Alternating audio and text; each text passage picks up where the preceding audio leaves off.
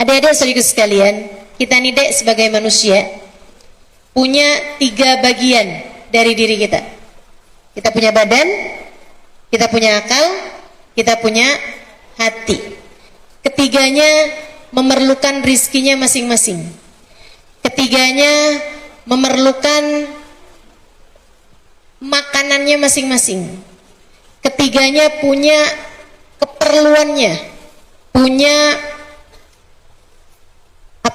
sarananya untuk bisa tumbuh, berkembang hingga kemudian menjadi yang berada dalam keadaan mapan. Badan kita nih perlu rizkinya untuk tumbuh. Dari apa? Dari makanan, dari minum, dari kesehatan, kan begitu? Badan kita dek secakep apapun, tapi kalau sakit, oh udah tuh, udah nggak enak ngapa-ngapain, betul? Badan kamu nih, begitu misalnya bagus badannya bagus, tapi lagi lapar, langsung tuh nggak bisa mikir. Betul gak? Adik-adik, Ustazah saya kalau lapar bisa mikir, ya belum lapar banget berarti. Tapi kalau udah kamu nggak makan 2 hari, 3 hari, waduh, dek, lapar banget tuh, udah nggak bisa ngapa-ngapain. Makanya adik-adik saya sekalian, ada rezekinya buat badan, itu makanan, minuman, kemudian lagi pakaian, kemudian kesehatan, itu rezekinya badan kita. Otak juga punya rezeki. Susah kalau nggak dikasih rezekinya. Badan ini kalau nggak dikasih rezekinya, dia sakit. Otak juga gitu, ada rezekinya, ada keperluannya, ada hal yang sangat dia perlukan oleh akal. Apa namanya? Ilmu. Namanya adalah ilmu. Makanya kita perlu banyak belajar biar otak kita berkembang, biar otak kita bisa tahu kenyataan, bukan sebagai halusi, bukan sebagai ilusi. Biar kita ini berpikir pakai otak kita yang didasari ilmu sehingga kita tahu jalannya. Makanya dibilang bahwa ilmu itu adalah cahaya. Orang kalau enggak dikasih rezekinya, badan kita kalau nggak ada rezekinya kan sakit. Otak kita kalau nggak ada rezekinya berupa ilmu, otak nggak punya ilmu, namanya orang apa dek?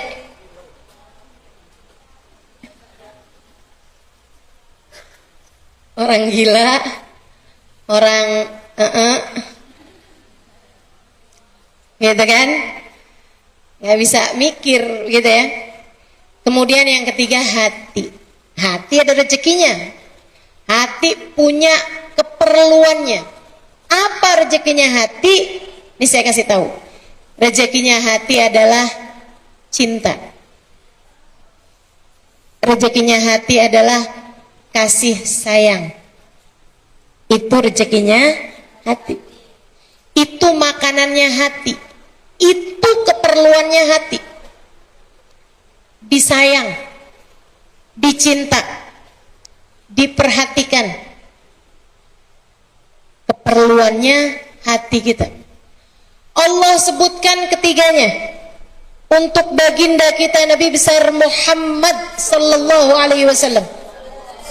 Sampai-sampai ketika turun ayat itu, turun surat tersebut, Nabi Muhammad sesudahnya sampai bertakbir dan bersyukur, bertakbir dan bertahmid. Begitu habis selesai baca surat tersebut, Nabi Muhammad subhanallah, alhamdulillah, wa la ilaha illallah, Allahu akbar, subhanallah, alhamdulillah, wa la ilaha illallah, Allahu akbar, subhanallah, alhamdulillah, wa la ilaha illallah, Allahu akbar. Surat apa itu? Surat Ad-Duha. Nih, dengerin firman Allah Subhanahu wa taala kepada baginda kita Nabi besar Muhammad sallallahu alaihi wa ala alihi wasallam. Katanya Nabi Muhammad, kata Allah Subhanahu wa taala di dalam surat Ad-Duha. Adik-adik hafal kan surat Ad-Duha kan?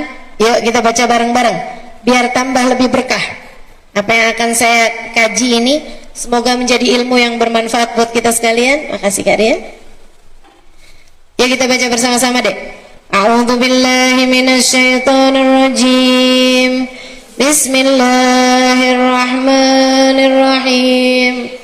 Wad-duha wal-laili idza saja ma wadda'aka rabbuka wa ma qala walal akhiratu khairul laka minal ula.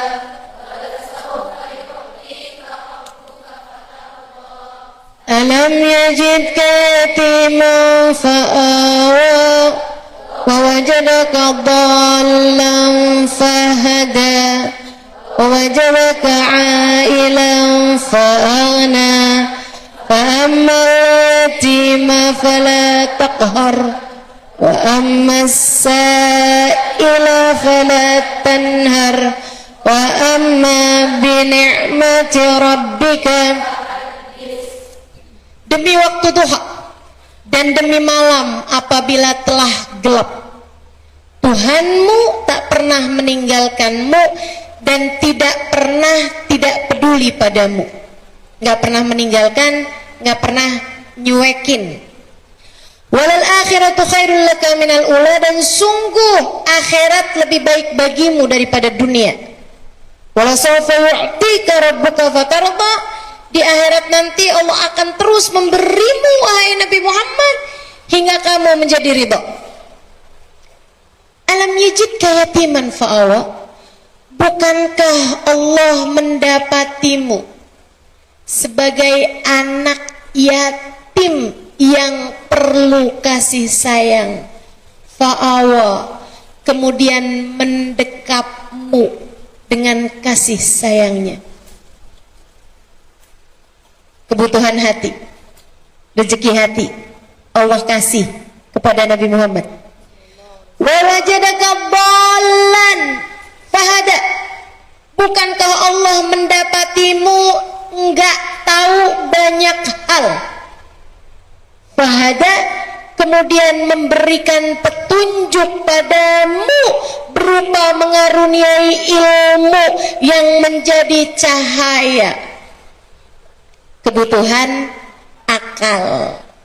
Wa wajadaka 'ailan, bukankah Allah mendapatimu sebagai orang miskin, kebutuhan terhadap harta, kebutuhan terhadap makanan, minuman, kebutuhan terhadap pakaian.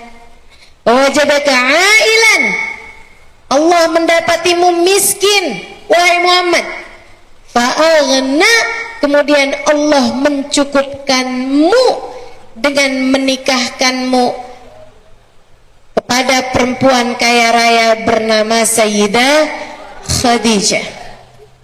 Adik-adik saudara sekalian, dari sini kamu tahu bahwasanya yang dapat memberikan kecukupan, rezeki badan, rezeki akal, rezeki hati, yang dapat memenuhi kebutuhan badanmu, kebutuhan akalmu, kebutuhan hatimu adalah Allah Subhanahu wa ta'ala Jalla Jalaluhu wa ta'ala azamatuh.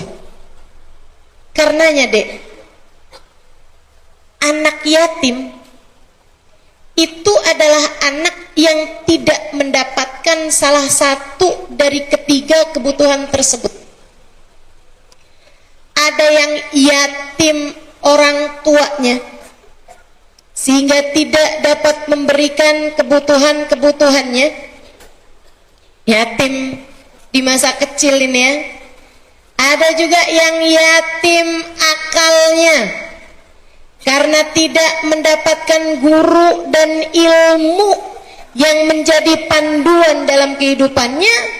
Dan yang paling menyedihkan dari yatim-yatim ini adalah anak-anak yatim yang tidak memiliki kasih sayang dia dapatkan untuk hatinya.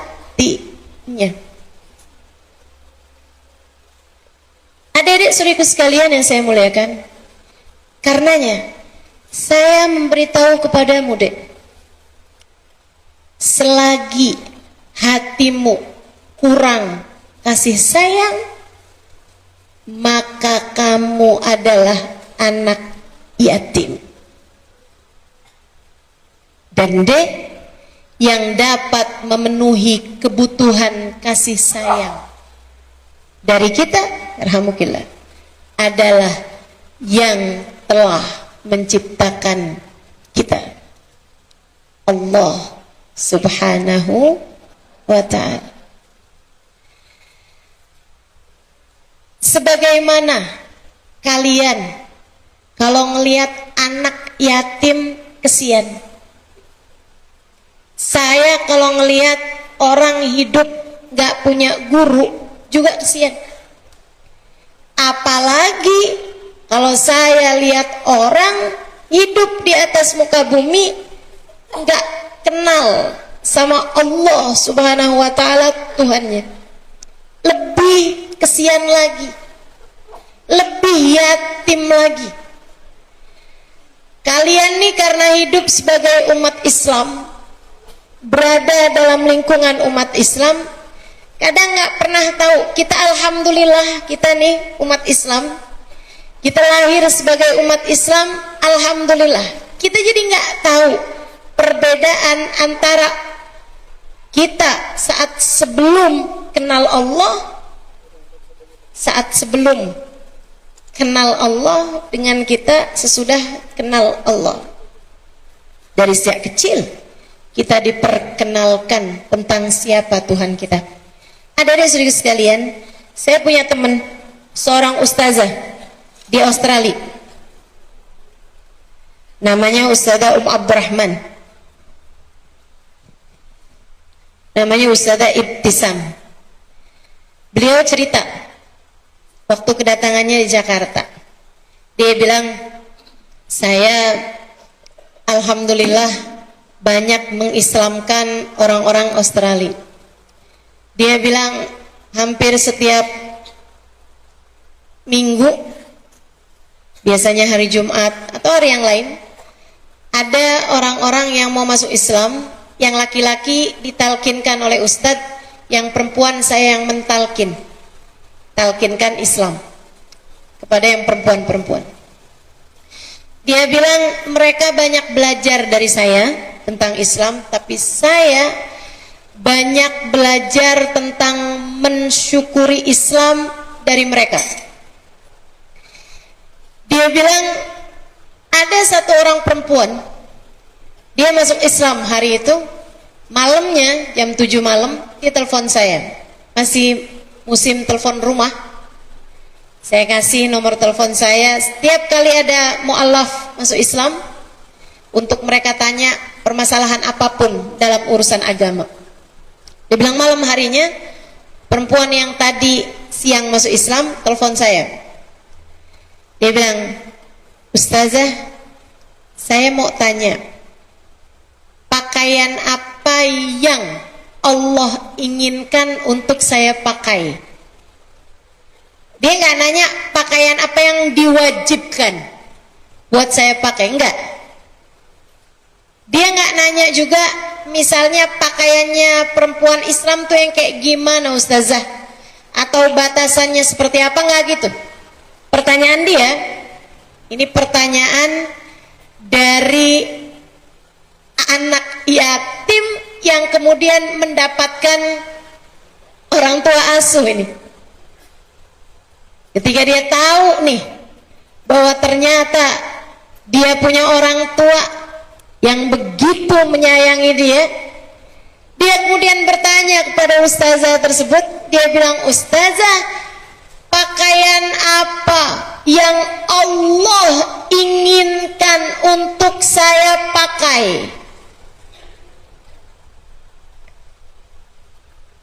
Kayak asalnya terlantar, kemudian dia diambil sama satu orang yang sangat menyayangi dia, yang memberikan segala kebutuhannya, keperluannya. Dia kemudian tanya, "Mama, pakaian apa yang Mama inginkan untuk saya pakai?"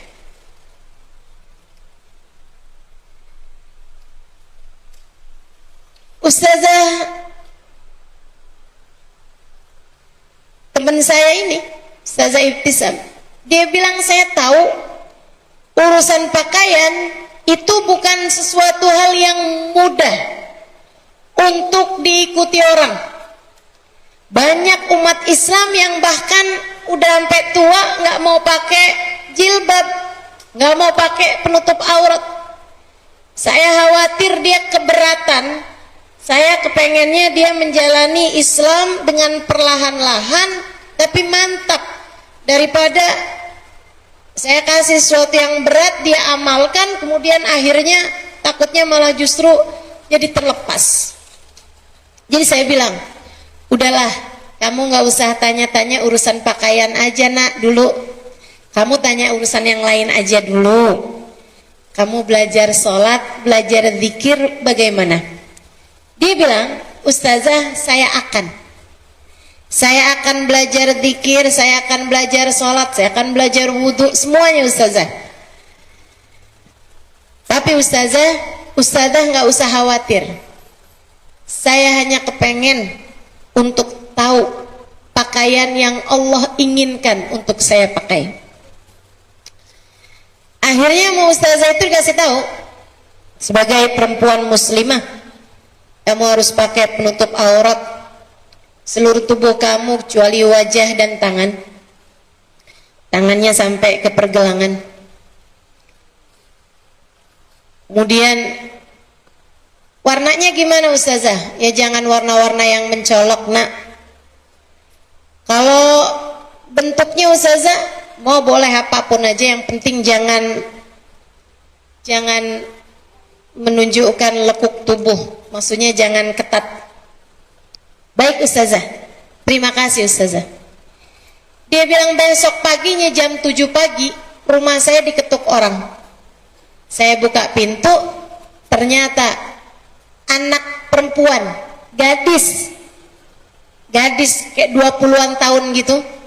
Dia bilang, "Yang kemarin tanya, yang tadi malam telepon, yang kemarin masuk Islam, berdiri di depan rumah saya lengkap dengan jilbab, abaya, bahkan kaos kaki." Dia bilang, "Ustazah, seperti inikah pakaian yang Allah inginkan untuk saya pakai?" Saya bilang, "Iya, betul nak, seperti itulah pakaian yang Allah inginkan untuk kamu pakai." Saya pun kemudian mempersilahkan dia masuk. Saya suguhin makanan sarapan. Kemudian saya tanya sama dia, "Nak, urusan pakaian ini bahkan banyak umat Islam yang sudah lahir sebagai umat Islam sekalipun banyak yang merasa keberatan untuk memakainya. Kamu nggak keberatan buat pakai?" Dia bilang, "Enggak sama sekali Ustazah. Ini ringan saja. Ini urusan sekedar kain yang ada di badan saya. Sama sekali nggak ringan Ustazah." "Kenapa kamu merasa begitu? Bagaimana kamu berpikirnya gitu maksudnya?" Dia bilang, "Ustazah, saya tahu rasanya jadi seseorang yang Tuhan saya tidak mengakui saya sebagai hambanya. Saya tahu rasanya tidak bertuhan. Saya makan rezekinya. Saya hidup di atas muka buminya. Tapi saya tidak tahu siapa yang menciptakan saya. Saya nggak tahu saya ini disuruh ngapain hidup saya. Saya nggak paham tujuan saya dan jalan hidup saya harus seperti apa. rasanya semacam anak lahir tanpa kenal siapa orang tuanya, bahkan lebih buruk daripada itu. Ketika hidayah ini datang menyapa saya, kemudian saya jadi tahu siapa Tuhan saya, siapa yang menciptakan saya. Saya jadi tahu untuk apa Dia menciptakan saya. Saya diperkenankan memanggil-manggil namanya. Saya diperkenankan menyebut-nyebut namanya. Saya diperkenankan untuk sujud kepadanya. Saya pun merasakan dekap hangat kasih sayangnya. Jika Dia memerintahkan saya apapun, jika Dia menginginkan saya melakukan apapun, saya akan dengan suka hati melakukannya. Saya takut, Ustazah, jika saya tidak melakukannya, saya takut hidayah ini kembali dicabut dari dalam hati saya. Saya tidak mau kembali kepada kekafiran.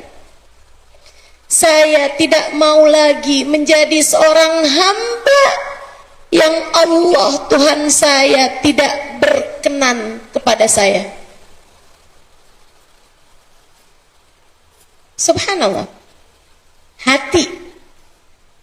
Hati ketika sudah merasakan dekap kasih sayang dari yang semestinya menyayangi, ia menjadi ringan mengerjakan apapun. Saudariku sekalian, adik-adikku sekalian yang saya muliakan, maka orang, kebutuhan kita sangat mendasar di badan kita adalah makanan, minuman, nafas, pakaian, kendaraan, rumah, kebutuhan badan kita, kebutuhan akal kita, ilmu. Karenanya kamu jangan berhenti belajar, dek. Pelajari ilmu agama, belajar yang benar setinggi-tingginya. Sibukkan pikiranmu dengan ilmu, biar enggak disibukkan dengan hal yang lain-lainnya. Untuk kebutuhan kasih sayang, dek, saya kasih tahu, cinta dari siapapun enggak akan pernah cukup. Kamu jangan ngarep kebutuhan kasih sayang yang dirindukan oleh hatimu itu dapat terisi dengan cinta dari seorang manusia. Enggak ada, enggak akan pernah cukup. Adik-adik saudaraku sekalian yang saya muliakan, orang selagi tidak dapat merasakan kasih sayang Allah Subhanahu wa taala di dalam hatinya, dia hanya akan berpindah dari satu orang kepada orang yang lainnya. Percaya saya, karena saya nggak mau kamu menjadi salah satu di antara orang-orang tersebut. Kamu pernah lihat orang yang berpindah-pindah dari satu laki-laki ke laki-laki yang lain? Adik-adikku sayang, orang tersebut berpikir begini nih, pacaran ganti-ganti mulu. Sebulan ini sama dia, bulan depannya lagi sama si Enoh. Baru 2 hari ganti lagi. Habis itu sama yang lain lagi, sama yang lain lagi. Biasanya yang kayak begitu cakep apa jelek? Yakin? Kalau jelek gak ada yang mau tuh, dek. Cakep lah biasanya. Saya kadang-kadang nih kalau ngelihat yang begituan, terus saya lihat gitu, ini nih ya, yang gak cakep kayaknya harus bersyukur nih. Belum tentu kalau dikasih cakep mukanya, belum tentu gak kayak begitu modelnya. Teman-teman sekalian yang saya muliakan, pernahkah kamu lihat orang yang suka berpindah dari satu laki-laki kepada laki-laki yang lain, haus kasih sayang, dia akan bilang, ini nih sampai saya nikah, nanti kalau saya nikah saya akan setia. Kamu pernah lihat yang kayak begituan? Atau nih sekarang nih kamu pasti bakalan, oh iya ya, itu adalah ucapan dari seorang laki-laki berpindah dari satu perempuan ke perempuan yang lain. Habis selesai sama yang ini, ganti lagi sama yang ini. Pacarannya kayak punya jadwal, pacarannya kayak punya antrian. Bulan November sama Novi, bulan Desember sama Desi, bulan Januari sama Jenny, bulan Februari sama Feby, bulan Maret sama kasir Indomaret. Teman-teman sekalian saya muliakan, dah kayak punya jadwal gitu pacarannya. Terus dia ngomongnya kayak gini, ah ini kan cuma main-main aja, ntar kalau saya menikah saya akan setia sama pasangan saya. Saya kasih tahu dek, jangan percaya. Mau laki-laki mau perempuan, jangan percaya. Yang mudah berpindah hati, ini adalah soal mencari kasih sayang. Karena sama halnya dengan badan. Ini adik-adik perhatikan benar-benar nih. Ini saya mau kasih kepadamu ilmu dek, dan ini mungkin tidak akan kamu dengar dari guru biologi, nggak akan kamu dengar dari guru fisika. Kamu akan mendengarnya dari saya. Saya sama denganmu, seorang perempuan yang saya juga tahu persis bagaimana hati kita. Karenanya sebagai kakak, walaupun lebih cocok ibu, saya akan memberikan nasihat kepadamu. Dengarkan saya dengan baik. Mungkin akan menjadi pelajaran penting dalam hidupmu di sisa kehidupanmu nantinya. Adik-adik saudaraku sekalian, orang yang sibuk sekali dalam hidupnya mencari-cari kasih sayang, itu enggak akan pernah selesai sebelum menemukan fakta ini, sebelum dia dapat yang satu ini. Dia pikir saya akan berhenti suatu hari nanti, saya nggak akan lagi sibuk mencari kasih sayang satu hari nanti. Dia nggak tahu bahwa itu nggak akan menjadi sesuatu yang berubah. Kenapa? Karena itu dari rasa lapar terhadap kasih sayang. Sebagaimana badan kita ini kalau lagi lapar dia akan terus-terusan mencari makanan, sama halnya dengan hati kita. Kalau dia kelaparan terhadap kasih sayang, dia akan terus-menerus mencari-cari itu sepanjang hidupnya.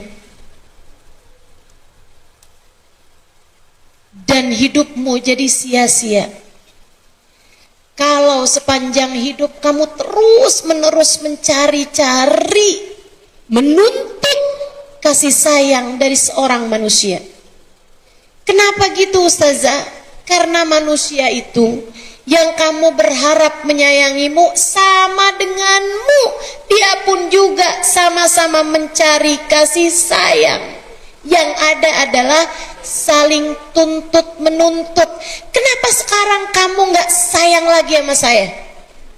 Kenapa sekarang kamu berubah? Kenapa sekarang kamu tidak seperti waktu awal kali kita bertemu? Kenapa kamu nggak kayak dulu lagi? Kenapa kamu terus saja begitu? Dia pikir pasangannya yang berubah. Enggak.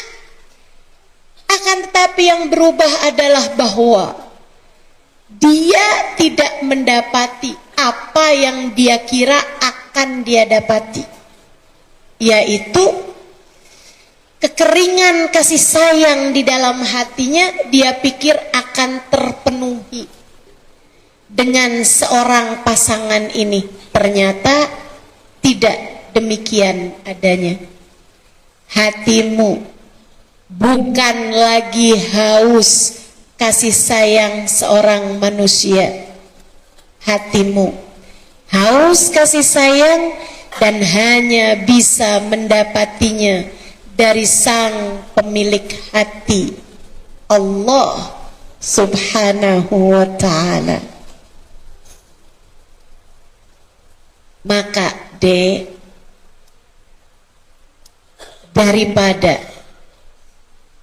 di sisa hidupmu kamu sibuk-sibuk mencari kasih sayang, di masa kecil sibuk mencari kasih sayang orang tua, di masa remaja sibuk mencari kasih sayang dari kawan, hingga kemudian sibuk mencari kasih sayang dari pasangan, hingga kemudian seorang ibu sibuk mencari kasih sayang dari anaknya ketika dia sudah punya anak.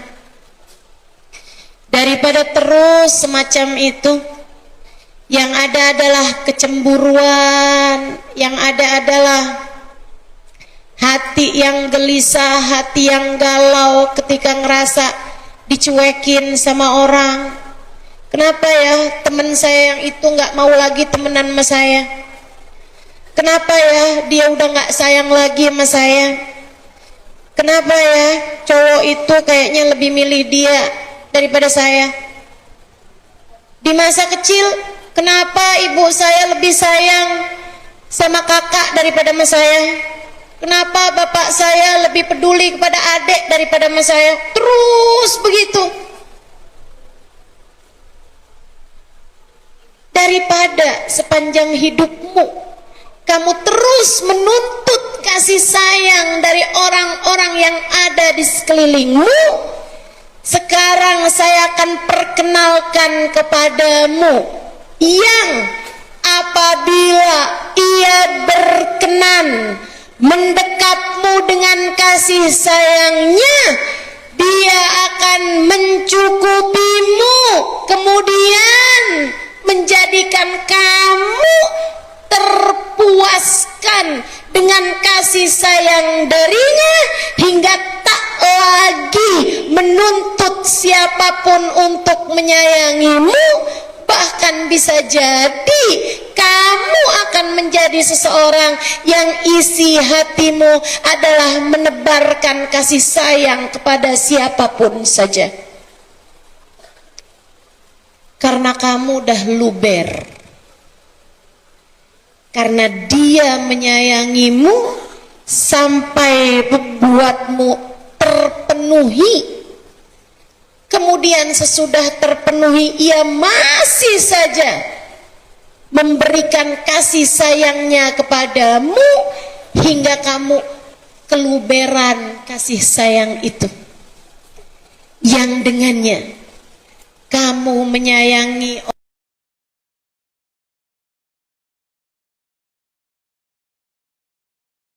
orang tuamu, kamu menyayangi adik-adikmu, kakakmu, yang dengannya kamu menyayangi teman-temanmu, hingga kemudian ketika kamu menikah, kamu akan menyayangi suamimu, kamu akan menyayangi anak-anakmu, tanpa pernah sibuk memikirkan apakah mereka sayang padamu atau tidak.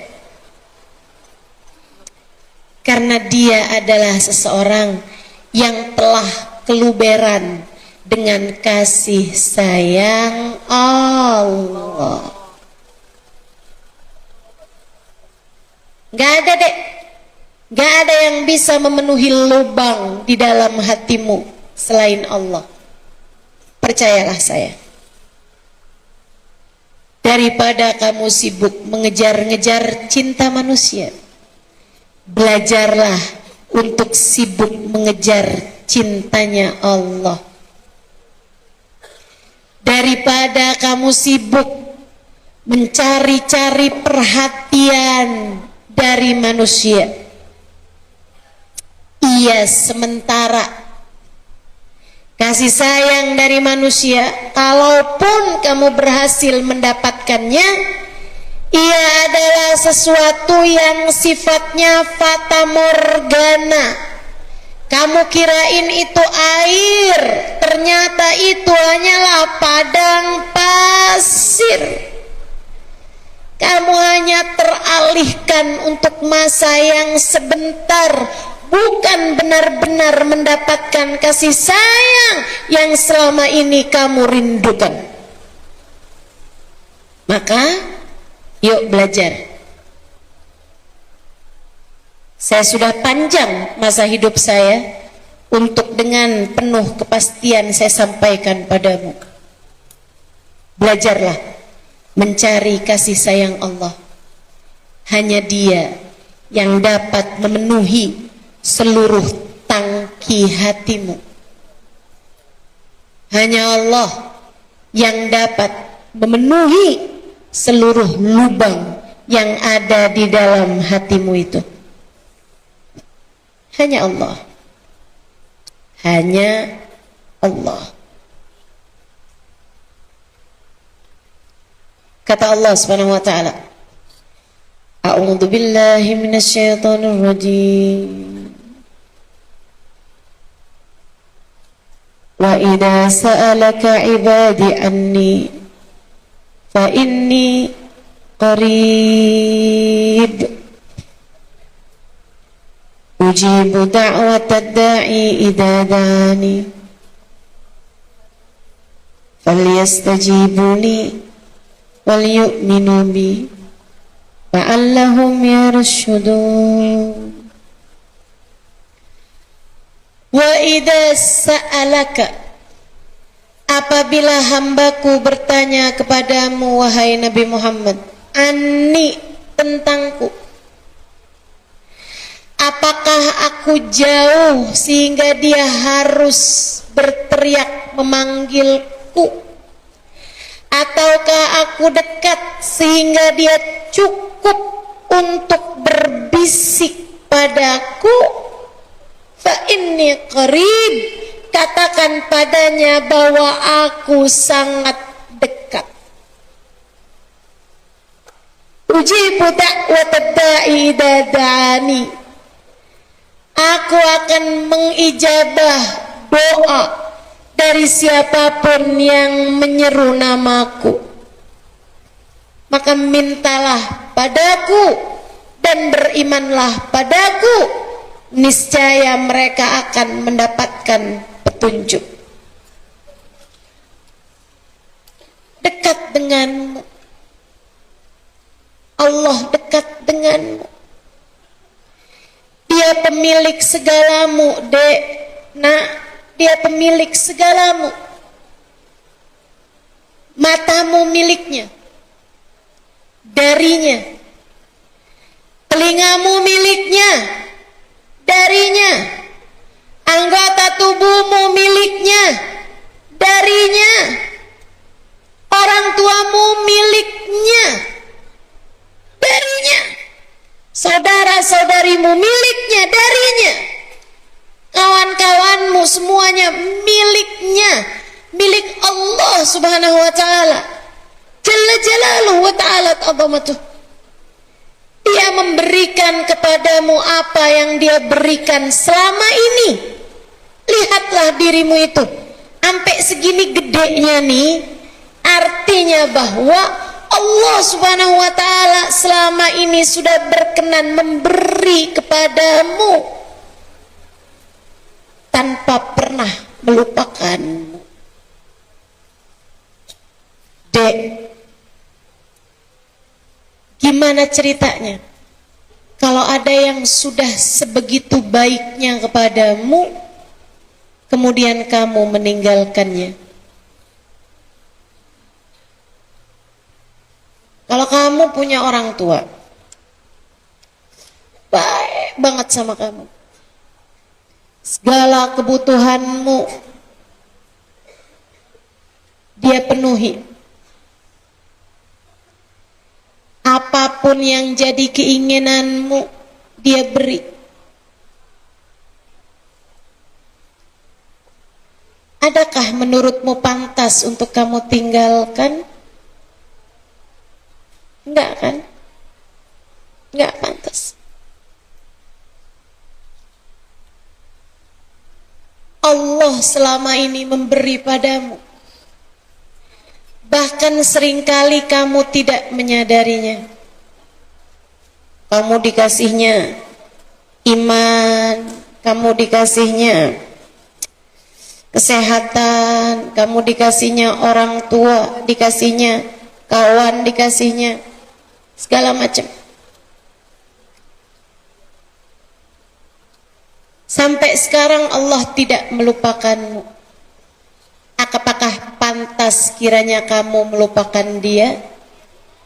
Nggak pantas kan? Yuk belajar.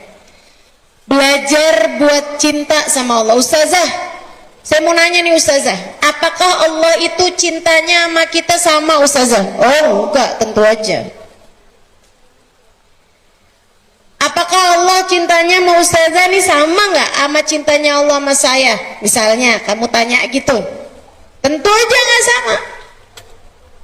Tentu tidak sama.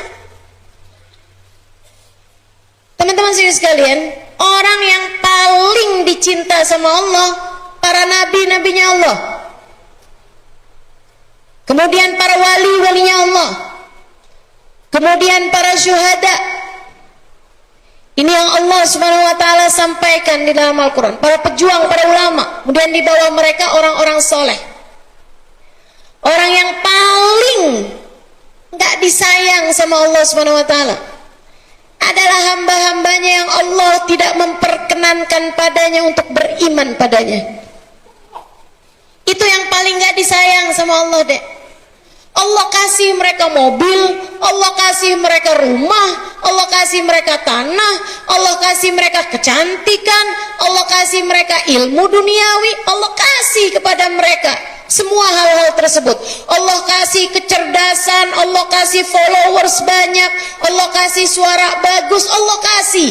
Tapi Allah tidak berkenan untuk namanya disebut oleh orang tersebut.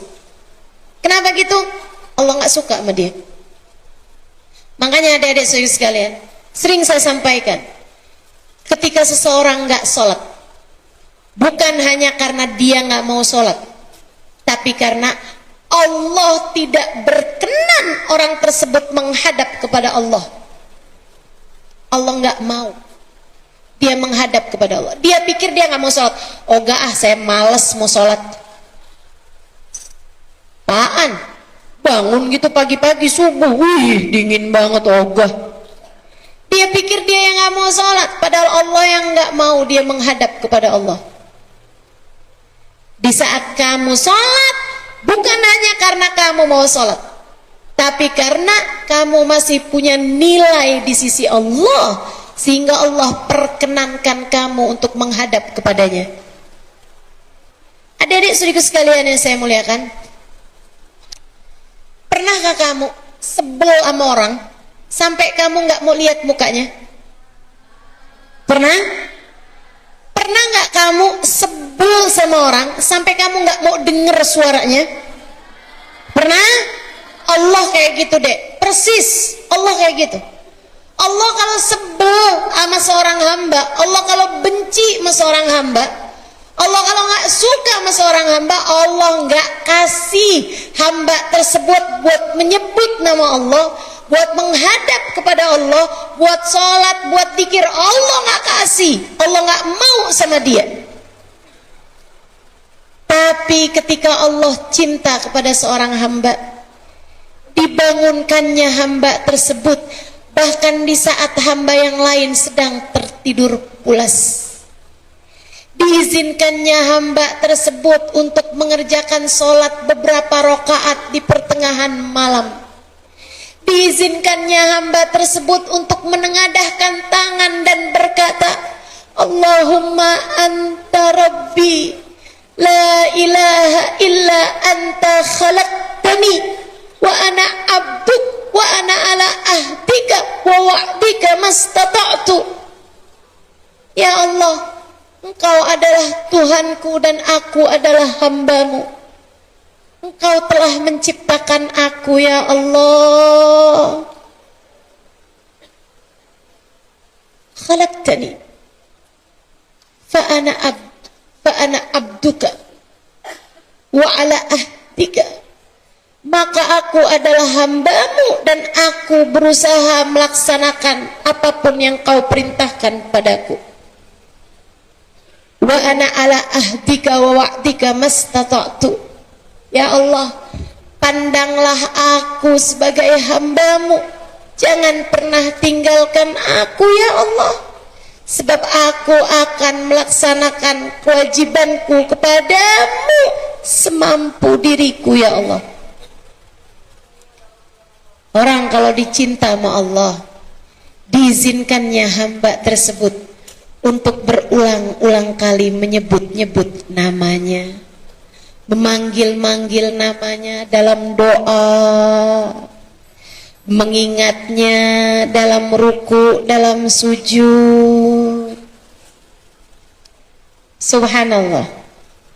Adik-adikku sekalian, yuk belajar daripada mengemis cinta manusia yang tak akan pernah memenuhi kebutuhan hatimu. Belajarlah untuk mengemis cintanya Allah Subhanahu wa ta'ala dalam dirimu itu, untuk dirimu itu. Dek, waktu saya nggak banyak, saya ada sisa waktu setengah jam lagi. Saya akan menyampaikan kepadamu beberapa hal. Bagaimana cara kita meraih cintanya Allah. Yang pertama, ikutilah jalannya Allah yang sudah dicontohkan oleh Nabi kita Muhammad sallallahu alaihi wasallam.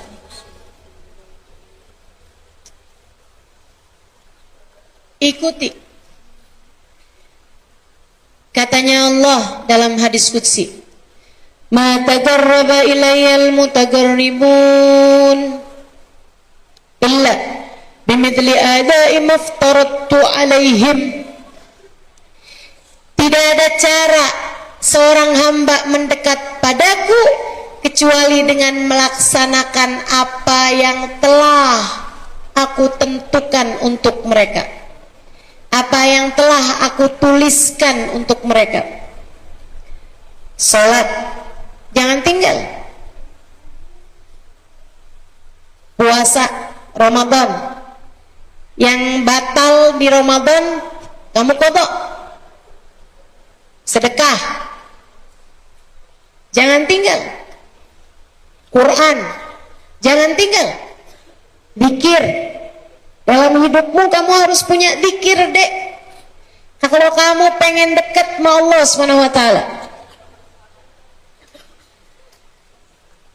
Di saat kamu sedang merasa kesel banget sih kok dia ninggalin saya, adik-adikku sekalian, itu sebenarnya karena hatimu merindukan kasih sayang yang sekarang tidak lagi kamu dapatkan. Dan itu, dek, hausnya tuh rasanya sama, dapat kasih sayang dari siapapun tuh sama. Makanya orang tuh biasanya kalau punya pacar suka ninggalin temen. Nanti kalau udah putus sama pacarnya dia balik lagi sama temennya. Kamu liatin kayak gitu nggak? Iya ya Ustazah, kenapa tuh kayak gitu? Waktu dia punya pacar sama pacarnya aja Ustazah, giliran dia udah putus dicarinya gitu temen-temennya. Karena rasa laparnya itu sama, rasa hausnya tuh sama. Haus kasih sayang bisa didapat dari pacar, bisa didapat dari manusia, cuman masalahnya saldonya manusia, saldonya siapapun itu terbatas, nggak bisa mencukupi kebutuhan kasih sayang kamu. Makanya itu yang saya bilang, akhirnya yang ada kamu ganti-ganti mulu dari satu sama yang lain, satu sama yang lain, satu sama yang lain, karena kayak nggak pernah cukup gitu. Mereka saldonya pada cepet habis. Yang saldonya nggak pernah habis adalah kasih sayang dari Allah Subhanahu wa Ta'ala, yang mengatakan wa rahmati wasi'at kulla syai', kasih sayangku meliputi segala sesuatu. Wa rahmati wasi'at ghadabi, kasih sayangku lebih luas daripada murkaku. Orang kalau udah disayang sama Allah, dia tidak akan lagi berharap kasih sayang dari siapapun, dari siapapun. Gak akan pernah kekurangan kasih sayang. Dek, kamu pikir nih, orang yang kemudian memutuskan untuk saya bunuh diri aja deh,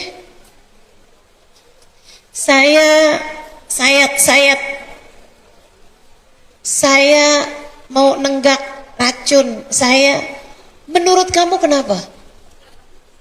Kalau bukan karena dia haus kasih sayang, dia lapar kasih sayang, dan ternyata dia tidak mendapatkannya. Semuanya sama. Bukan dek, bukan karena kurang duit, bukan. Justru orang tuh kalau kurang kasih sayang, ngerasanya serba kurang semuanya. Istri yang kurang kasih sayang, dia akan merasa bahwa kalau saya punya duit banyak, saya bisa beli tas, saya bisa begini, saya bisa begitu, saya mungkin akan diterima orang, saya akan disayangi orang, saya akan dikagumi orang, sehingga dengannya saya merasa puas. Dan ternyata enggak gitu. Seorang istri ketika suaminya dia tahu berselingkuh misalnya, dia akan berpikir, wah ini pasti gara-gara hidung saya nggak mancung, wah ini pasti gara-gara alis saya kurang berbentuk, wah ini mungkin gara-gara berat badan saya sekarang sudah mulai XXL. Sehingga kemudian dia berusaha setengah mati, berusaha buat menjadikan dirinya ideal. Padahal dek, emang kamu gak pernah dengar ada cewek cantik yang diselingkuhi? Banyak banget. Bukan di situ caranya. Tapi caranya adalah dengan hatimu dipenuhi kasih sayangnya Allah, membuatmu gak perlu lagi sama kasih sayang siapapun. Saya banyak bertemu orang-orang yang hatinya sudah full dengan kasih sayang Allah Subhanahu wa Ta'ala, sehingga tidak lagi berharap kasih sayang dari siapapun.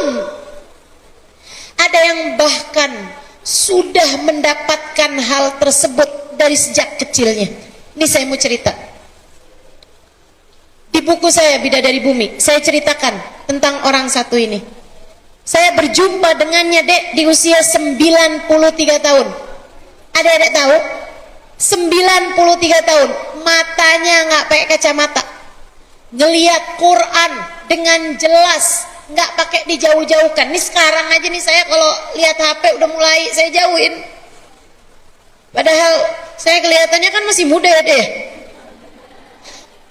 93 tahun ini beliau baca Quran nggak pakai kacamata. Beliau nggak pakai alat bantu dengar. Dan beliau 93 tahun masih mengajar dengan jelas, badan beliau enggak pakai tongkat, enggak pakai alat bantu jalan, beliau berjalan dengan tegap.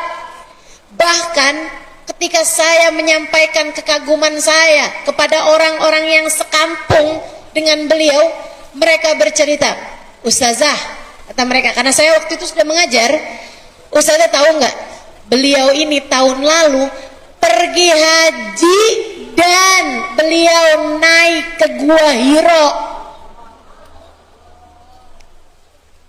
Beliau pergi haji dan naik ke Gua Hiro. Sekuat itu badannya. Teman-teman saudariku sekalian, saya ketika melihat beliau terbayang ucapan para ulama-ulama yang mengatakan, "Hafidnallahu fis sighar, fahafadanallahu fil kibar." Kami adalah orang-orang yang menjaga Allah di masa muda kami, sehingga Allah menjaga kami di masa tua kami. Kami adalah orang-orang yang dari sejak masa kecil kami dekat dengan Allah, menjaga Allah, menghadirkan Allah di dalam diri kami, dalam hati kami, sehingga Allah tetap membersamai kami di masa tua kami. Dijaga Allah hingga di masa tuanya. Adik-adik saudaraku sekalian, cerita ini saya dapatkan dari orang-orang yang menceritakan hal ini, tapi sesudah saya menuliskan kitab tersebut, sehingga saya tidak menuliskannya di Bidadari Bumi yang pertama, enggak juga saya tuliskan di Bidadari Bumi yang kedua ya. Cerita ini adik-adik saudaraku sekalian, mereka cerita, kami dari sejak kecil tahu kemuliaan wanita ini, namanya Hubabah Bahiyah. Sebab ibunya dulu bercerita kepada nenek ibunya nenek kami. Kan usianya udah tua banget tuh Hubabah Bahiyah, 93 tahun. Jadi yang seumuran sama ibunya Hubabah Bahiyah itu kan neneknya nenek barangkali ya. Ibunya Hubabah Bahiyah dulu bercerita, di masa kecilnya Hubabah Bahiyah, saya tahu bahwa anak saya ini nanti akan jadi perempuan besar, akan jadi perempuan yang dicinta Allah, semacam walinya Allah lah gitu. Kenapa gitu? Ditanyain nih sama kawan-kawannya. Dia bilang, saya baru nyadar ketika dia, Hubabah Bahiyah, berusia 7 tahunan. Saya bilang, anak saya kenapa nggak pernah minta sama saya? Tidak sekalipun anak saya meminta-minta pada saya. Ibunya loh ini, nggak pernah minta apapun, minta uang, minta permen, minta makan, nggak pernah. Saya baru perhatiin gitu, anak saya kenapa nggak pernah minta ya sama saya? Akhirnya saya bawa anak saya ini pergi ke pasar. Saya bawa uang, saya ajak anak saya pergi ke pasar, mau membuktikan kebenaran dari persangkaan dia. Dibawanya Bahiyah kecil menuju ke toko baju, diliatin baju-baju, ditanya, ada yang bagus nak? Ada mah, tapi juga nggak minta. Ibunya jadi mikir, mungkin dia pikir saya nggak punya cukup uang buat beliin dia baju. Keluarin kemudian dari toko baju, dipergiin toko mainan yang secara umum harganya banyakan lebih murah daripada toko pakaian. Dia liatin mainan-mainan, kelihatannya seneng, tapi nggak minta juga. Mungkin dia pikir duit saya nggak cukup juga nih ya. Akhirnya saya pun keluarkan dia, saya masukkan ke toko makanan yang cenderung harganya lebih murah. Diliatin kemudian, ditungguin minta apa nggak minta, nggak minta juga, sampai akhirnya dia yang beli sendiri gitu ibunya. Habis itu keluar, baru kemudian didudukkan. Nah, waktu mamah tadi masukkan ke toko baju, apakah ada di antara baju tersebut yang kamu pengen? Ada mah. Yang mana? Yang warna pink. Oh, normal nih anak saya. Anak kecil usia 7 tahun 8 tahun biasanya emang suka kan yang warna pink gitu kan. Sampai sekarang yang tua-tua tuh ya banyak yang suka warna pink. Langsung nih ya, kerudungan saya warna pink. Apakah artinya saya adalah anak yang berusia 7 tahun? Enggak ya. Teman-teman sekalian, nak, waktu mama kasih kamu masuk ke toko mainan, apakah ada di antara mainan tersebut yang kamu suka? Ada mama. Yang mana? Yang ini boneka. Oh iya, normal anak saya. Nggak minta yang mobil-mobilan buat ditabrak-tabrakin misalnya gitu kan. Nak, waktu mau masukkan kamu ke toko makanan, adakah makanan yang kamu mau? Banyak mah. Yang mana? Yang ini kasih tahu. Nak, kenapa kamu nggak minta sama mama? Kenapa kamu nggak minta sama mama? Ubah Bahiyah kecil 7 tahun menjawab, Mama, bukankah yang bisa memberi kepada kita adalah Allah, Ma? Mamahnya bengong. Jadi nak, selama ini kamu nggak pernah minta sama mama. Apakah selama ini kamu meminta kepada Allah? Iya, Ma. Saya selama ini minta kepada Allah. Bagaimana hasilnya, nak? Allah tidak pernah tidak memberi kepada saya, Ma. Apapun aja yang saya mau. Mau itu berupa makanan ataupun hal-hal yang lainnya. Semuanya selalu saja Allah memberikannya kepadaku. Masya Allah. Udah ketemu Allah di usia 7 tahun. Sepertinya kita sangat terlambat, bukan? Tapi nggak apa-apa. Terlambat nggak apa-apa daripada tidak sama sekali. Allah yang dapat memenuhi kebutuhanmu zahir batin, dan hanya Allah lah yang ketika mendekatmu dengan kasih sayangnya, kamu akan terpenuhi kebutuhan kasih sayangmu darinya. Satu, kerjakan perintah Allah SWT, dan kedua, tinggalkanlah larangannya. Tinggalin dosa, Dek, tinggalin dosa. Jangan pacaran. Ketika kamu memutuskan pacaran, kamu memutuskan tali antaramu dengan Allah. Kamu kalau memutuskan pacaran, kamu lagi putus sama Allah. Kamu lagi putus sama Allah, sebab kamu memilih jalannya setan. Jalannya setan itu selalu berseberangan dengan jalannya Allah SWT. Kamu ketika memilih jalannya setan, semakin kamu ikuti, artinya kamu sedang semakin menjauh dari Allah SWT. Kata Nabi Muhammad, ma khala rajul wa imra'ah illa wa syaitan thalithuhuma. Tidaklah berdua-duaan laki-laki dengan perempuan, melainkan yang ketiganya adalah. Kamu sudah tahu itu. Jadi pilih aja, mauan ikut jalan Allah, mauan ikut jalan setan. Kalau begitu jangan pacaran. Kamu udah tahu yang haram apa aja, tinggalin. Kamu udah paham kok yang haram apa aja. Adik-adik saudaraku sekalian yang saya muliakan. Kemudian yang ketiga, kalau kamu kepengen dapat kasih sayangnya Allah, ini penting. Sayangilah hamba-hambanya Allah. Kamu pengen dapat kasih sayangnya Allah, yang sayang sama orang miskin, yang sayang sama orang lemah. Adekmu tuh, apalagi punya adik masih kecil, lemah dia, sayangin. Jangan kamu jadikan sebagai rival.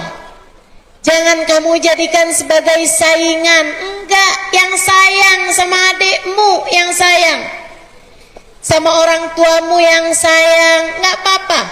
Kamu jangan berpikir saya harus sayang sama ibu saya biar ibu saya sayang sama saya. Enggak usah kayak gitu deh. Sayangin aja dengan berpikir saya mau sayang sama ibu saya biar Allah sayang sama saya. Saya mau sayang sama adik-adik saya biar Allah sayang sama saya. Saya mau sayang sama kakak saya biar Allah sayang sama saya. Terus begitu. Karena katanya Nabi Muhammad, irhamu man fil ard yarhamukum man fis sama. Sayang yang di bumi, Allah Subhanahu wa taala akan menyayangimu. Cara buat mendapatkan kasih sayang Allah adalah dengan kamu berusaha mengasihani, menyayangi hamba-hambanya Allah Subhanahu wa ta'ala. Kemudian cara yang keempat, Allah sayang sama hambanya yang akhlaknya bagus, yang akhlaknya mulia. Kamu jagain omonganmu, ini cara yang terakhir ya. Jagain perilakumu yang baik, akhlakmu, maka dengan cara itu Allah akan menyayangimu. Ahasinukum akhlaqa, katanya Nabi Muhammad sallallahu alaihi wasallam, yang terbaik di antara kalian, yang paling disayang Allah SWT di antara kalian adalah orang-orang yang akhlaknya mulia. Dalam hadis yang lain Nabi Muhammad menyampaikan, abghadur rijal ilallah al-aladul khasim. Orang yang paling dibenci sama Allah adalah orang yang keras kata-katanya dan juga buruk akhlaknya, keras hatinya, keras ucapannya, jelek perangainya, tukang ngambekan, tukang tersinggungan, keras hati. Bapaknya kesel sama dia, ibunya kesel sama dia, dasar nih punya anak keras kepala. Emangnya kenapa? Emangnya kenapa? Saya kan keras kepala gara-gara bapak juga. Saya kan kayak begini gara-gara emak juga, gara-gara mamah juga. Wah, tuh yang model beginian nih. Kata Allah Subhanahu wa taala, abghadur rijal, orang yang paling dibenci sama Allah adalah orang yang keras ucapannya, kasar ucapannya, keras pula hatinya. Naudzubillah min dzalik. Jika keempat hal tersebut kamu laksanakan terus,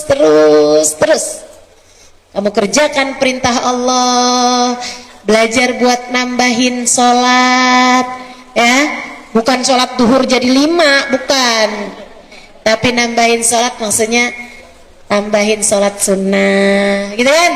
Oh, Allah tambah sayang sama kita, tambahin. Dari uang kita sedikit kita kasihin orang, sedikit kita sumbang ke teman kita, terus begitu.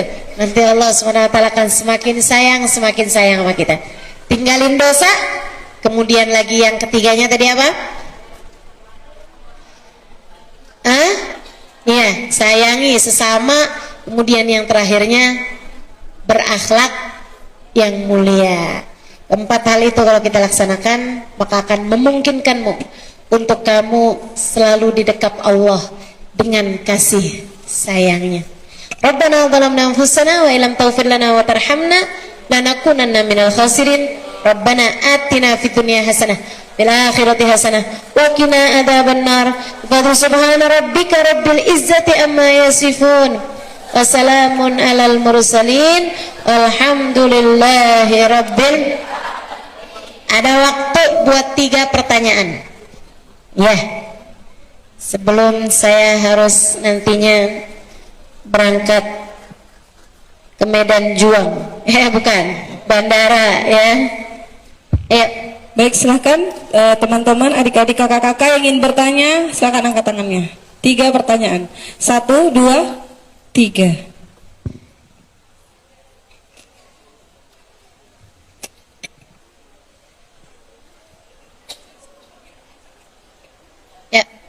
Izin, silakan Dek. Izin Ustazah. Ya, namanya siapa?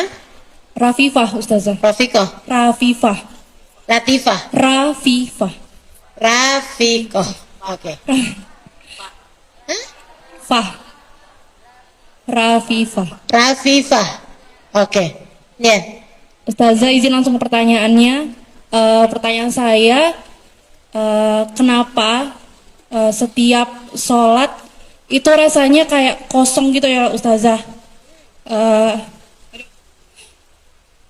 Hati itu kayak pengen sholat terus, pengen cari cintanya Allah, tapi maaf Ustazah, selalu kosong gitu Ustazah setiap sujud. Rasanya tuh kayak hilang arah gitu Ustazah, bingung mau gimana, itu gimana ya Ustazah? Saya coba terus berusaha rajin sholat, mungkin belum tepat waktu, tapi setiap saat saya coba untuk perlama sholat, apa mungkin bacaan saya, apa mungkin niatnya, tapi selalu rasanya tuh kosong gitu Ustazah. Itu kenapa? Mohon maksud kamu kosong itu perasaan kamu? Perasaannya Ustazah. Oh baik. Ya. Kayak hati itu nggak deket Iya, Allah iya. gitu. Oke. Ya. Makasih Ustazah. Iya.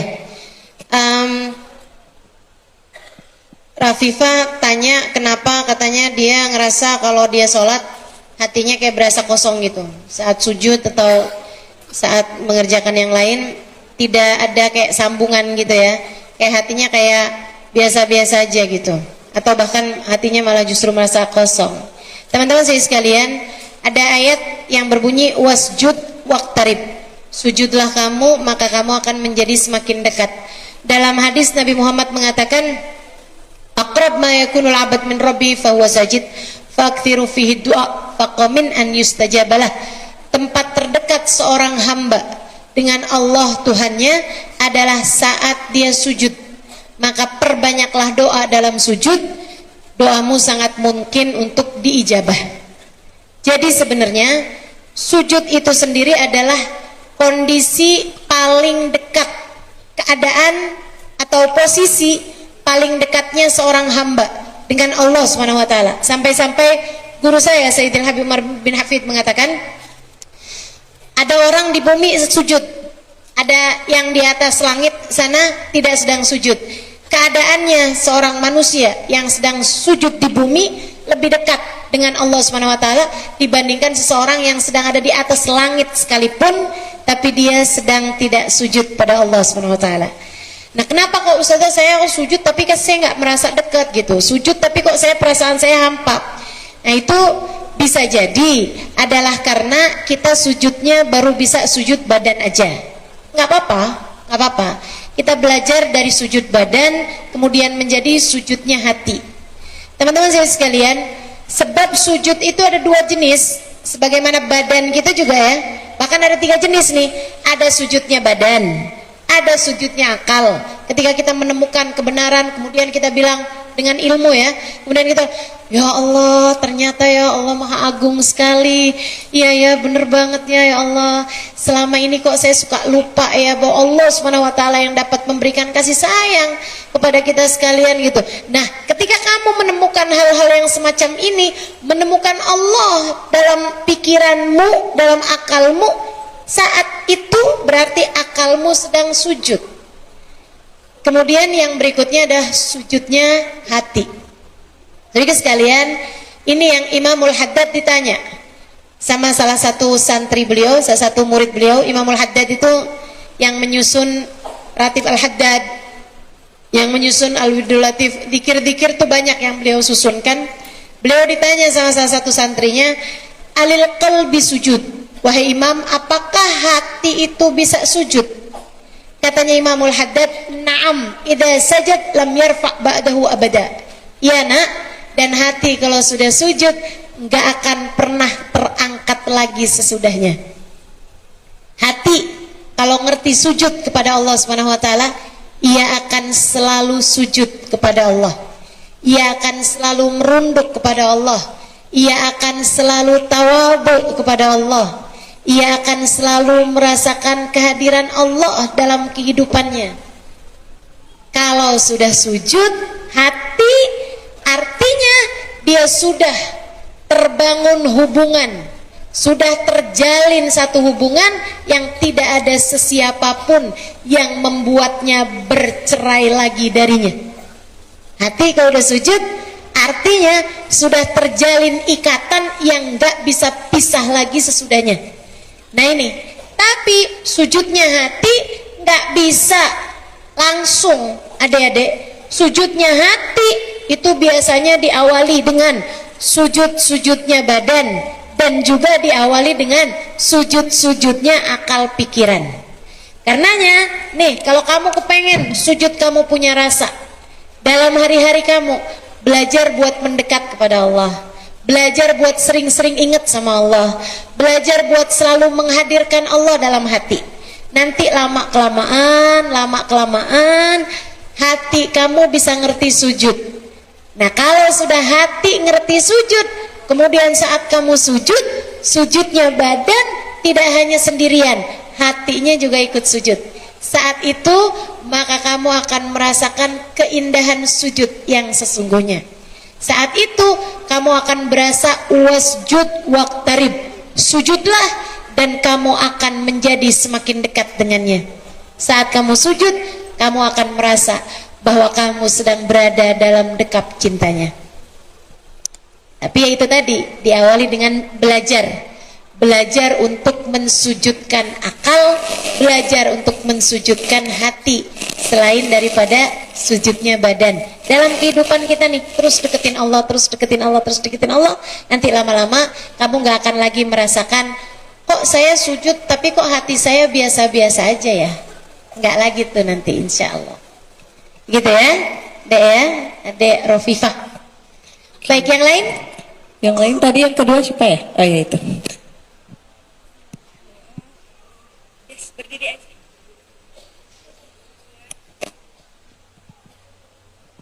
Assalamualaikum Ustazah, saya Isma, saya baru di Batam ini mau jalan 2 bulan. Ya, silahkan Isma. Saya tinggal sama sepupu saya. Aslinya dari mana berarti? Depok. Depok, oh.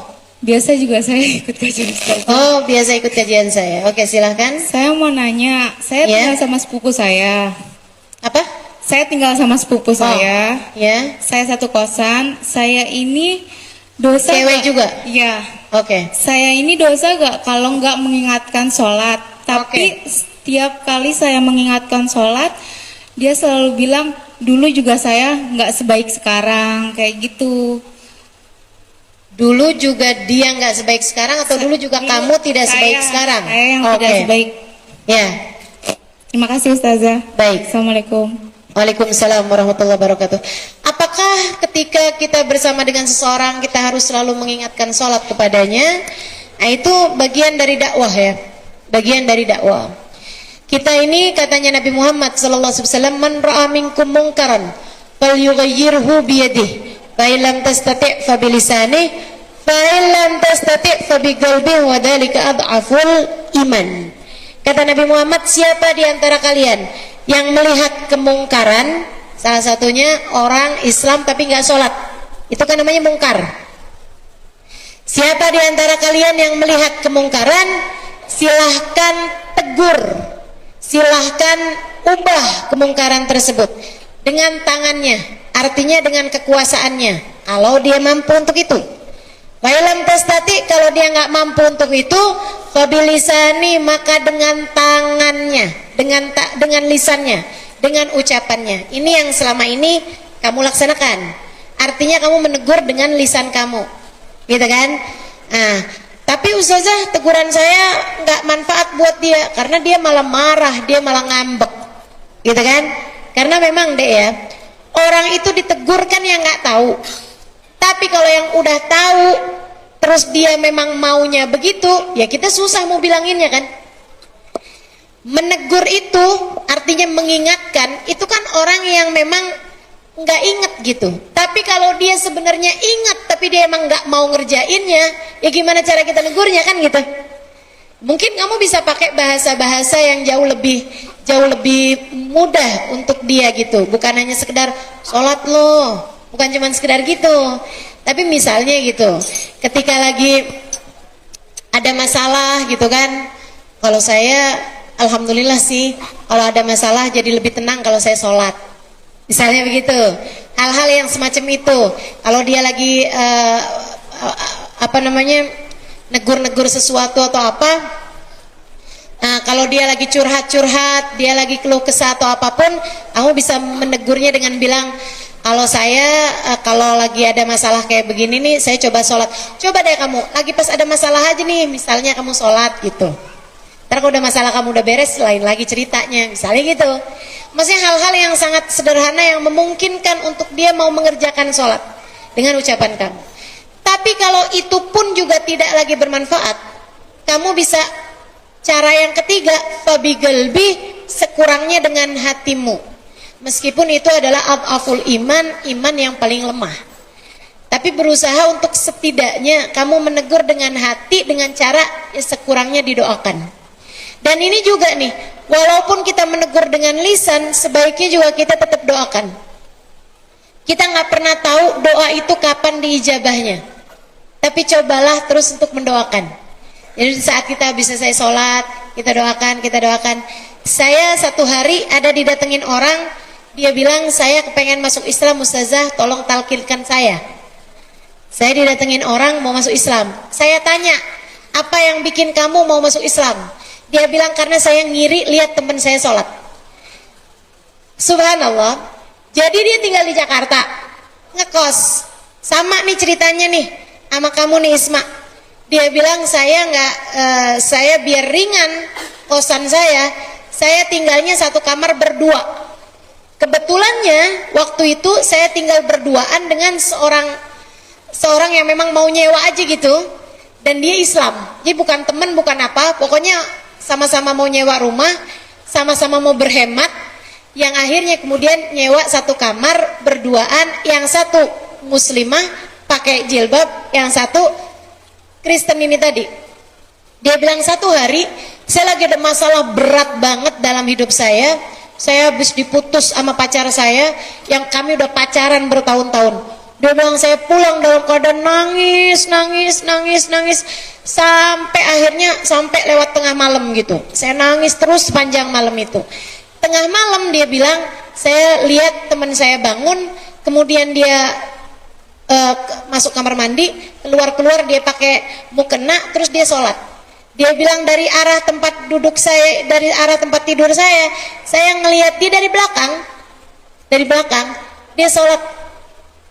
Dia bilang, ketika saya liatin dia sholat, entah kenapa hati saya jadi merasa tenang. Dia bilang, saya ngerasa tenang sampai kemudian saya bisa tidur. Sesuatu hal yang saya udah nggak bisa tidur tuh dari beberapa hari sebelumnya. Saya malah justru bisa tidurnya setiap pas ngelihat dia sholat. Dia bilang, besoknya lagi kayak gitu lagi. Saya nggak bisa tidur, saya nangis malaman. Begitu saya ngelihat dia sholat, saya bisa tidur. Dia bilang, sampai mulai hari itu setiap hari saya nungguin dia sholat untuk saya liatin dia. Terus saya merasa tenang, kayak ada obat hipnotisnya atau apa. Dia bilang, saya kemudian tertidur. Habis itu saya sering banget kalau ada masalah-masalah, saya ngeliatin dia sholat. Kemudian saya ngerasa, kok enak banget ya. Saya jadi mikir, saya baru ngeliat orang sholat aja segini enaknya. Gimana kalau saya yang sholat? Akhirnya saya bilang sama teman saya itu, saya bilang, boleh nggak kamu ajarin saya sholat? Tapi saya nggak mau masuk Islam, saya cuma mau sholatnya aja gitu. Kamu kasih tahu saya bacaannya apa, gerakannya kayak gimana. Saya mau sholat kayak kamu, tapi saya nggak mau masuk Islam. Terus temennya bilang, nggak bisa. Kamu kalau mau sholat, ya kamu harus masuk Islam. Emang kenapa gitu? Ya karena ini adalah ibadah kami gitu, kepada Tuhan kami gitu. Karena kenapa kamu kepengen belajar sholat? Dia bilang, ya karena saya setiap kali lagi pusing-pusing, sumpek-sumpek, saya ngeliatin kamu sholat kayak tenang gitu. Oh iya, dia bilang, memang saya kalau sholat sih setenang itu memang. Akhirnya dia kemudian datang ke rumah saya dan dia minta diislamkan. Hanya karena kepengen mengerjakan sholat. Jadi memang pada dasarnya teman-teman, sholat tuh setenang itu gitu. Jadi ngapain kamu nakut-nakutin orang pakai neraka, untuk urusan sholat, gitu kan? Udah aja kasih tahu betapa tenangnya ketika kita mengerjakan sholat, gitu. Insya Allah sambil terus didoakan, gitu ya, sambil terus didoakan. Ketika kita udah nggak manfaat gitu Ustazah, kayaknya ketika ngasih nasihat sama dia, boleh nggak kalau saya berhenti nasihatin dia? Iya nggak apa-apa, berhenti aja, tapi sambil terus didoakan, Insya Allah. Oke, pertanyaan terakhir, silakan. Di mana tadi ya? Iya. Di belakang. Tadi tuh ada siapa tuh tadi? Silakan.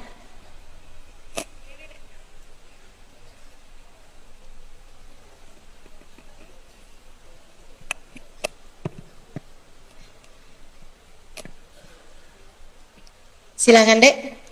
Assalamualaikum warahmatullahi wabarakatuh. Waalaikumsalam warahmatullahi wabarakatuh. Perkenalkan Ustazah, nama saya Aan dari Pondok Pesantren An-Nikmah Batam. Aan dari keluarga besar? Dari Pondok Pesantren An-Nikmah Batam. Oke. Ada santri juga di sini ya. Silakan. Ustazah, izin bertanya.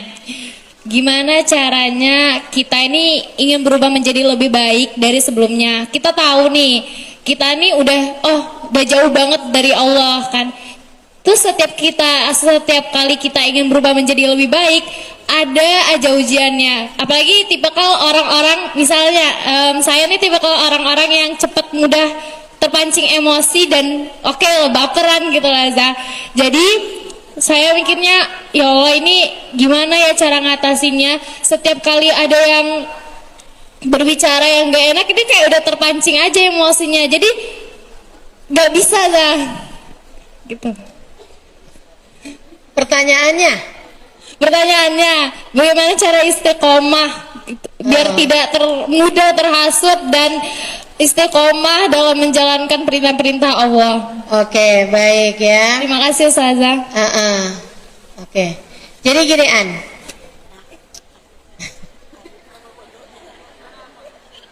Satu, ya. Kenapa Ustazah ketika kita memutuskan untuk menjadi lebih baik ada aja ujiannya? Ya emang gitu kan. Namanya kan mau naik kelas. Orang kalau mau naik kelas kan mesti ada ujiannya memang. Kamu memutuskan untuk naik kelas, ada aja memang ujiannya gitu. Tapi ya nggak apa-apa, ujian itu tidak membuat kamu hina kok, gitu. Ujian itu tidak membuat kamu bukan karena Allah nggak suka, gitu kan, bukan. Tapi justru karena Allah cinta, makanya kamu diuji gitu. Itu satu. Kemudian kalau pertanyaannya, Ustazah saya kok baperan ya, saya kok tersinggungan. Gimana caranya Ustazah biar saya tuh nggak baperan, jadi saya lebih bisa gampang istiqomah. Kamu harus ingat bahwa apapun yang terjadi di atas muka bumi ini adalah dengan kehendak Allah, dengan kehendak Allah. Kamu harus lebih sering melibatkan Allah dalam segala urusan. Ya, kamu harus lebih sering melibatkan Allah dalam segala urusan. Jadi kamu harus melatih dulu nih dari Allah, dari Allah, dari Allah, dari Allah. Di saat kamu sedang tidak dalam keadaan marah, kamu harus ingat-ingat bahwa itu bukan dari diri kita sendiri tapi dari Allah, gitu. Saya bagikan tips terakhir ini ya, dari pengalaman pribadi saya. Saya dulu juga orangnya agak kayak kamu An. Mirip juga saya, agak baperan. Terus saya juga orangnya mudah tersinggungan.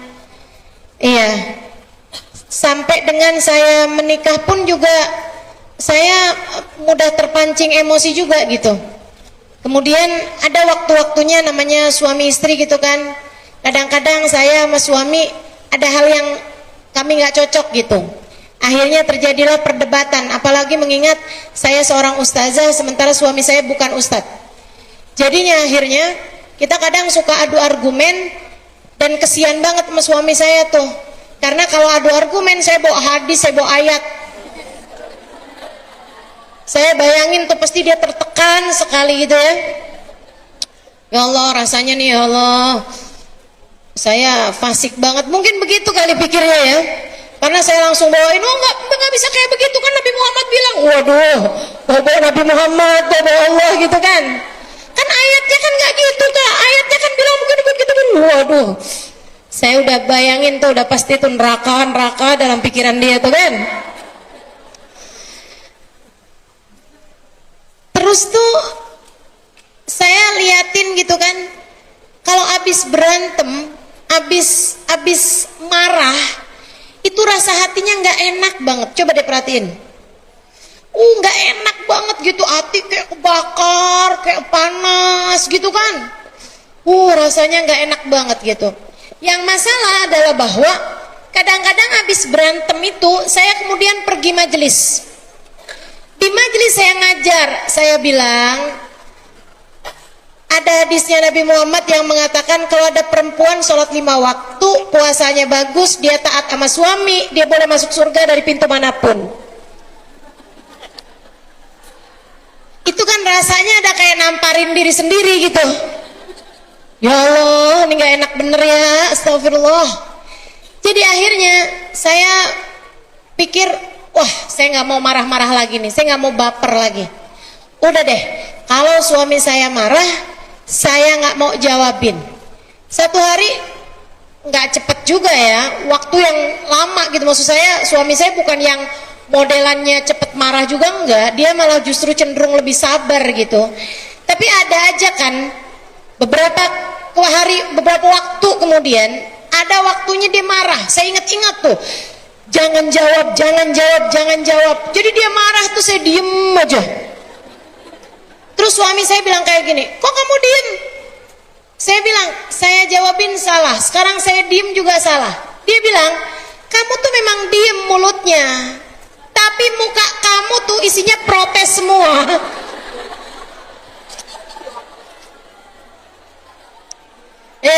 Itu muka kamu tuh isinya protes semua, Lima. Tuh isinya tuh kayak yang ayat, hadis, sudah nyari-nyari semua.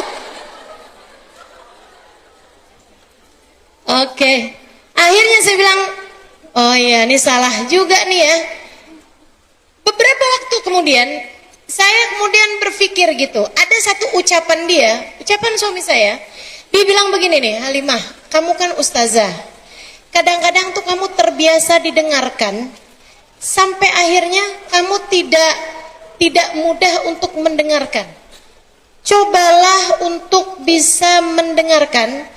Kadang-kadang ini kejadian mungkin 20 tahun silam ya, awal-awal nikah. Dia bilang, kadang-kadang nih Halimah, Allah punya segala macam cara untuk menegur kita. Dan kamu semestinya bersyukur bahwa kamu ditegur oleh seseorang yang sayang sama kamu, bukan oleh seseorang yang benci sama kamu. Bukankah indah teguran ketika datang dari orang-orang yang menyayangi kamu? Ucapan itu kayak yang saya ngelihatnya sebagai cara Allah menegur saya, cara Allah menegur saya. Saya kemudian mikir gitu, iya ya, Allah tuh kan ngasih kepada kita pelajaran, nggak selalu di bangku sekolah. Kadang-kadang kita bisa belajar dari berbagai macam hal yang datang dalam kehidupan. Bisa jadi salah satu caranya adalah lewat ucapan atau perbuatan orang-orang yang ada di sekeliling kita. Jadi mulai itu saya kemudian berusaha mengingatkan diri saya sendiri bahwa tunggu dulu, bisa jadi ini adalah pesan dari Allah.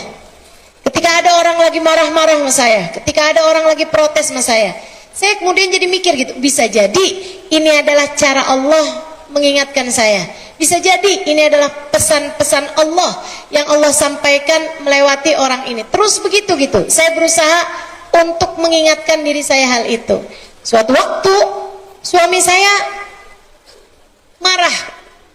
Ada sesuatu hal yang dia nggak setuju, nggak cocok, kemudian dia marah. Kamu tuh ya Halimah, saya kan udah bilang gitu. Saya ketika dia bilang kayak gitu, saya dengerin gitu.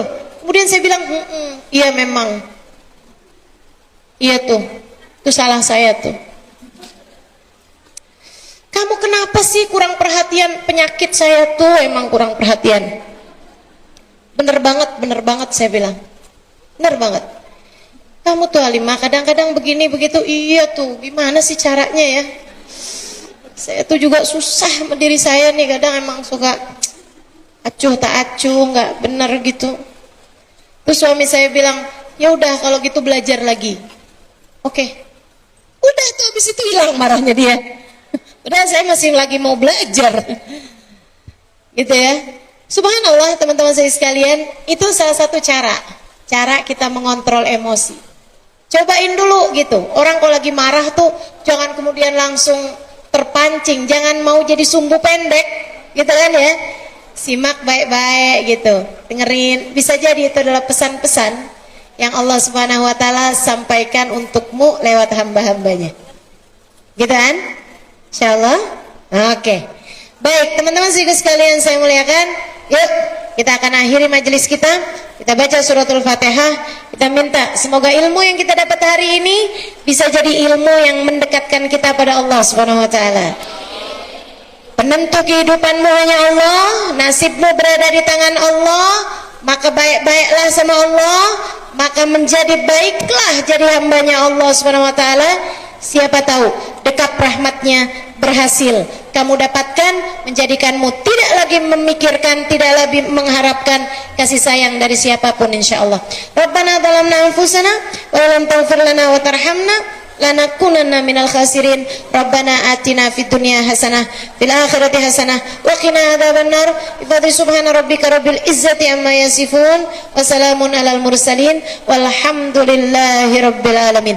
Taqabbalallahu minna wa minkum taqabbal ya karim. Terima kasih atas segala perhatiannya, kurang lebihnya mohon maaf. Wa ila hadratin